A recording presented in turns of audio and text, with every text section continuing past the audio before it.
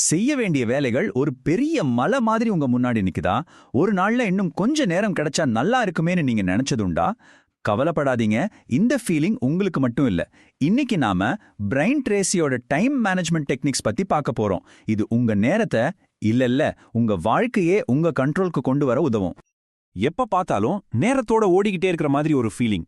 எவ்வளவுதான் கஷ்டப்பட்டு வேலை செஞ்சாலும் ஏதோ ஒண்ணுல பின்தங்கிட்டே இருக்கோம்னேன்னு ஒரு டென்ஷன். இந்த ஃபீலிங் எனக்கு நல்லாவே புரியுது. ஆனா இதுல இருந்து வெளியே வர ஒரு சூப்பரான வழி இருக்குன்னு சொன்னா நம்புவீங்களா? இங்க இருக்கிற ரகசியமே வேகமா வேலை செய்யறதுல இல்ல, சரியான திசையில வேலை செய்யறதுல தான் இருக்கு. அதாவது இன்னும் ஹார்ட் ஒர்க் பண்றதுக்கு பதிலா எப்படி ஸ்மார்ட்டா ஒர்க் பண்றதுன்னு தெரிஞ்சுக்கிறது தான் முக்கியம். வாங்க இத பத்தி இன்னும் கொஞ்சம் விரிவா பார்க்கலாம். சரி, முதல் பகுதிக்குள்ள போலாம்.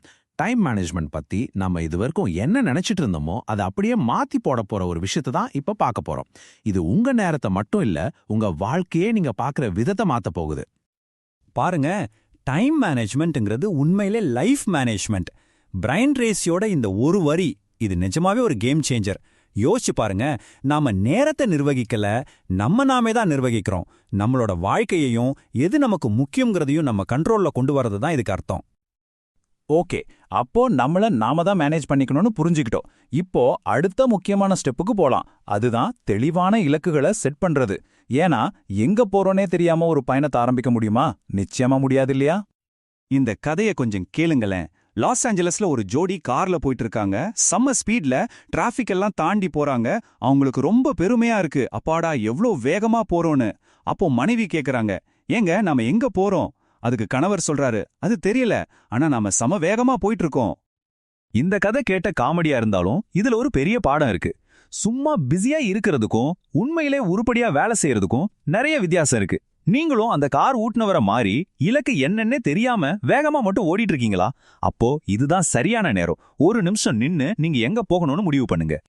சரி, இப்போ உங்க இலக்கு என்னன்னு உங்களுக்கு தெரிஞ்சிடுச்சு. அடுத்தது என்ன? அந்த இலக்கை அடைய ஒரு மேப் வேணும் இல்லையா? அதான் பிளானிங். இந்த பகுதியில திட்டமிடுறதோட பவர் என்ன, அது எப்படி நம்மள சரியான பாதையில வச்சு இலக்குகளை அடைய வைக்குதுன்னு பார்க்க போறோம். இத கேட்டா நீங்க ஆச்சரியப்படுவீங்க. முதல் நாள் ராத்திரி வெறும் 10 நிமிஷம் ஒதுக்கி அடுத்த நாளுக்கு பிளான் பண்ணீங்கன்னா அது அடுத்த நாள் உங்களுக்கு 2 மணி நேரம் வரைக்கும் சேவ் பண்ணி கொடுக்குமா? யோசிச்சு பாருங்க, இது எவ்வளோ பெரிய ரிட்டர்ன் ஆன் இன்வெஸ்ட்மெண்ட். ஏன் முந்தின நாள் ராத்திரியே பிளான் பண்ணணும்னா, ஏன்னா நீங்க தூங்கும்போது உங்க ஆழ் மனசு அந்த பிளான் மேல வேலை செய்ய ஆரம்பிச்சிடும். காலையில எழுந்திருக்கும் போதே என்ன செய்யணும்னு ஒரு தெளிவோட எழுந்திருப்பீங்க. காலையில உட்காந்து என்ன பண்ணலாம்னு யோசிச்சு நேரத்தை வீணடிக்க தேவையில்ல. ஒரு கண்ட்ரோல், ஒரு கான்ஃபிடன்ஸ், இதெல்லாம் தானாவே வந்துடும். ஓகே, இப்போ உங்க கையில ஒரு பிளான் இருக்கு. ஆனா அந்த லிஸ்ட்ல எதை முதல்ல செய்யறது? இதுதான் டைம் மேனேஜ்மெண்டோட முக்கியமான கட்டம், ப்ரையாரிட்டாஸ் பண்றது. இந்த பகுதியில நம்ம இலக்குகள்ல பெரிய தாக்கத்தை ஏற்படுத்துற வேலைகளை எப்படி கண்டுபிடிக்கிறது, அதுல எப்படி கவனம் செலுத்துறதுன்னு ஒரு பவர்ஃபுல் டெக்னிக்கை பார்க்க போறோம். 80-20 ரூல் பத்தி கேள்விப்பட்டிருக்கீங்களா? இது என்ன சொல்லுதுன்னா, நம்ம செய்யற 20% வேலைகள் தான் நமக்கு 80% ரிசல்ட்டை கொடுக்குது. உங்க வாழ்க்கையில யோசிச்சு போறங்க, உங்களுக்கு 80% சந்தோஷத்தை கொடுக்கற அந்த 20% விஷயங்கள் என்ன? உங்க வேலையில 80% ரிசல்ட்டை கொடுக்கற அந்த 20% டாஸ்க் என்ன? அந்த முக்கியமான 20% எதுன்னு கண்டுபிடிச்சு அதுல கவனம் செலுத்தினா போதும், குறைந்த உழைப்புல பெரிய வெற்றி அடையலாம். சரி, அந்த 20% எப்படி கண்டுபிடிக்கிறது? அதுக்கு தான் இந்த ABCD முறை. ரொம்ப சிம்பிள். உங்க டு டூ லிஸ்ட்ல இருக்கிற ஒவ்வொரு வேலைக்கும் A, B, C, D அல்லது Eன்னு ஒரு லெட்டர் கொடுங்க. ஏன்னா கட்டாயம் செஞ்சே ஆகணும், இல்லைன்னா பெரிய பிரச்சனை வரும். Bனா செய்யணும், ஆனா கொஞ்சம் சின்ன விளைவுகள் தான். Cனா செஞ்சா நல்லது, செய்யலனாலும் பரவாயில்ல. Dனா அடுத்தவங்க கிட்ட கொடுத்துடலாம், அதாவது டெலிகேட். Eனா இந்த வேலையை செய்யவே தேவையில்ல, எலிமினேட் பண்ணிடலாம். எப்பவும் உங்க வேலையை ஏவல் டாஸ்க்ல இருந்து ஆரம்பிக்கணும். அவ்வளவுதான். இங்க நம்ம ஒரு முக்கியமான வித்தியாசத்தை புரிஞ்சுக்கணும். அதுதான் அவசரம் வெர்சஸ் முக்கியம். ஃபோன் அடிக்குது, மெயில் வருது, இதெல்லாம் அவசரமான விஷயங்கள். ஆனா முக்கியமான விஷயங்கள் அப்படி இல்ல. நம்மளோட பெரிய இலக்குகளை அடைய உதவுற விஷயங்கள், புதுசா ஏதாவது கத்துக்கிறது, எதிர்காலத்துக்கு பிளான் பண்றது மாதிரி. நாம பெரும்பாலும் அவசரமான வேலைகள்ல சிக்கிக்கிறோம். ஆனா வெற்றியாளர்கள் முக்கியமான வேலைகள்ல தான் கவனம் செலுத்துவாங்க. ஓகே, இப்போ பிளான் இருக்கு, ப்ரையாரிட்டி லிஸ்ட் இருக்கு. ஆனா இதெல்லாம் பேப்பர்ல இருந்தா போதுமா? போதாது. உண்மையான மேஜிக்கே நாம அதை செயல்படுத்தும்போது தான் நடக்கும். இந்த கடைசி பகுதியில ஒவ்வொரு நாளையும் எப்படி ஜெயிக்கிறதுன்னு சில சூப்பரான பழக்க வழக்கங்களை பத்தி பார்க்கலாம். இந்த ஈட் தட் ஃப்ராக் ஐடியா என் வாழ்க்கையே மாத்துச்சு. ஃப்ராக், அதாவது தவளைனா என்ன?